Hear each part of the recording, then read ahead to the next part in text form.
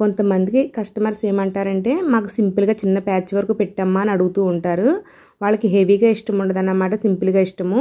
అలాగే ఖర్చు కూడా తక్కువ అవ్వేలాగా, అంటే అమౌంట్ ఎక్కువ ఇచ్చుకోవాలేమో అంటుంటారు. అటువంటి వాళ్ళకి 10 రూపీస్ అంటే 10 రూపీస్ గోల్డ్ లేస్ తోటే మనము ఈ ప్యాచ్ వర్క్ని ఈజీగా చేసేయచ్చు అన్నమాట. పెద్ద ఖర్చు కూడా ఏమీ ఉండదు, టైం కూడా ఎక్కువ తీసుకోదు. చాలా సింపుల్గా కొత్త టైలర్స్ కూడా అర్థమయ్యేలాగా ఈజీగా అయితే చెప్తానండి. వీడియో అయితే ఎక్కడ స్కిప్ చేయకుండా చూస్తే మీరు ఏదైనా ప్యాచ్ వర్క్ చేసేటప్పుడు ఈ టిప్స్ ఉపయోగపడవచ్చు. వీడియో అయితే ఎక్కడ క్లిప్ చేయొద్దండి. ఫస్ట్ అయితే నేను blouse back part, lining, blouse piece కలిపి జాయింట్ చేస్తున్నాను.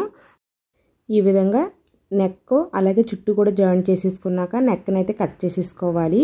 ఈ విధంగా నెక్ కట్ చేసుకున్న తర్వాత నేను ఫస్ట్ అయితే పైపింగ్ వేస్తున్నాను. పైపింగ్ కోసం శారీలోని క్లాత్ అయితే కట్ చేసుకున్నానండి. కట్ సెంగులోని క్లాత్ని కొద్దిగా కట్ చేసుకున్నాను అన్నమాట. స్ట్రైట్ పీసే అండి, ఇది క్రాస్ కటింగ్ కాదు. మనము నార్మల్ పాదంతో అలాగే స్ట్రైట్ పీస్ తోటి థ్రెడ్తో పైపింగ్ ఎలా చేయాలని మన ఛానల్లో అయితే నేను చాలా వీడియోలు చేశాను. ఆ వీడియోలు అయితే ఒకసారి చూసారంటే మీకు చాలా ఈజీగా అర్థమవుతుంది. ఈ విధంగా మనం నెక్క పట్టిని జాయింట్ చేసుకున్నాక రౌండ్ తిరిగే చోట చిన్న చిన్న కట్స్ పెట్టుకుని తర్వాత థ్రెడ్ని ఉపయోగించి పైపింగ్ అయితే వేయాల్సి ఉంటుందన్నమాట. ఈ థ్రెడ్ సైజ్ వచ్చేసి 10/12 అండి. అలాగే నార్మల్ పాదంతో నేను పాదం కూడా మార్చలేదు.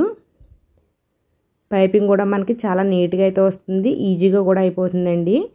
మీకు పైపింగ్ వీడియో కనుక కనిపించకపోతే నాకు కామెంట్ కనుక చేశారంటే మీకు కామెంట్ బాక్స్లో లింక్ అయితే ఇస్తానండి. ఈ విధంగా పైపింగ్ని మనము స్ట్రైట్ పీస్ తోటే నీట్గా అయితే వేసుకోవచ్చు అన్నమాట. ఇలా పైపింగ్ వేసుకున్న తర్వాత నేను శారీ క్లాత్లోనే 2.5 ఇంచెస్ వెడల్పుతోటి మరొక పీస్ తీసుకున్నాను. వీటిని అయితే స్క్వేర్ అంటే ఇటుపక్క అటుపక్క కూడా సేమ్ కొలత వచ్చే విధంగా కొన్ని పీసెస్ని అయితే తీసుకున్నాను. చూసారు కదా, 2.5 ఇంచెస్ వెడల్పు, 2.5 ఇంచెస్ పొడవు వచ్చే విధంగా అయితే కట్ చేసుకున్నాను. ఈ పీసెస్ని నేను వీడియోలో చూపించే విధంగా మడత పెట్టి కుట్టు వేసుకోవాలండి. మనకప్పుడు ట్రయాంగిల్స్ షేప్లో అయితే వస్తాయన్నమాట. ఈ పీసెస్ని మొత్తం కలిపి నేను 14 పీసెస్ అయితే రెడీ చేసుకున్నాను. ఎందుకంటే వీళ్ళు డీప్ నెక్ అయితే పెట్టుకోరండి, కొద్దిగా చిన్న నెక్ కాబట్టి కొద్దిగా తక్కువ పడినాయి. మీరు డీప్ నెక్ అయితే ఒక 16 అలా పడతాయి అన్నమాట, 17, 18 అలా పడతాయి. తర్వాత మనం పైపింగ్ వేసుకున్నాం కదా, ఈ పైపింగ్ వార్ నుంచి 1.5 ఇంచెస్కి నేను వీడియోలో చూపించే విధంగా మార్క్ చేసుకోవాలి. నెక్ చుట్టూ కూడా సేమ్ అలానే మార్క్ చేసుకోవాలి. ఈ విధంగా మార్క్ చేసుకోవడం వల్ల మనకి నెక్ చుట్టూరు సేమ్ లెంత్తో వస్తుంది. 1.5 ఇంచ్ అయితే సరిపోతుందండి. ఈ విధంగా నీట్గా అయితే నెక్ చుట్టూ మార్క్ చేసుకున్న తర్వాత ఈ మార్కింగ్ మీద మనం ఆల్రెడీ రెడీ చేసి పెట్టుకున్న ట్రయాంగిల్స్ని అయితే స్టిచ్చింగ్ వేయాలన్నమాట. ఒక దాని మీద ఒకటి అంటుకునే విధంగా పెట్టాలండి. నేను వీడియోలో చూపిస్తున్నాను కదా, ఆ విధంగా మీరు స్టిచ్చింగ్ వేసుకోవాలన్నమాట. మీరు ఈ ట్రయాంగిల్స్ బదులు ఇంకా చాలా రకాల మోడల్స్ అయితే ఉంటున్నాయి, అవి కూడా పెట్టుకోవచ్చు. చూసారు, ఈ విధంగా మనం లైన్ మార్కింగ్ చేసుకున్నాం కదా, ఆ లైన్ మీద మొత్తం అన్నీ అతికేయాలి. ఈ విధంగా అతికేసినప్పుడు మనకి వీటిలో ఖర్చు ఉంటుంది కదా, ఈ ఖర్చు వచ్చేసి మరీ ఎక్కువ ఉండకూడదు.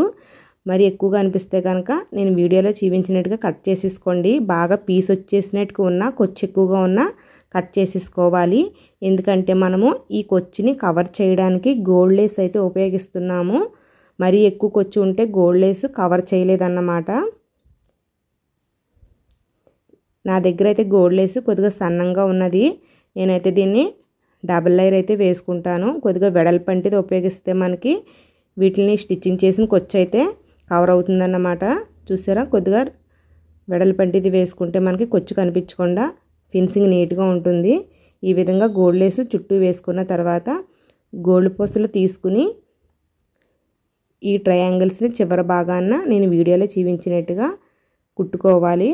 అప్పుడు మనకి ఫినిషింగ్ బాగా కనబడుతుందండి. అంతేనండి, చాలా ఈజీగా అయితే మనం ప్యాచ్ వర్క్ని స్టిచ్చింగ్ చేసేవచ్చు. ప్లీజ్ అండి, వీడియో నచ్చితే లైక్ చేయండి, ఛానల్ని సబ్స్క్రైబ్ చేయండి.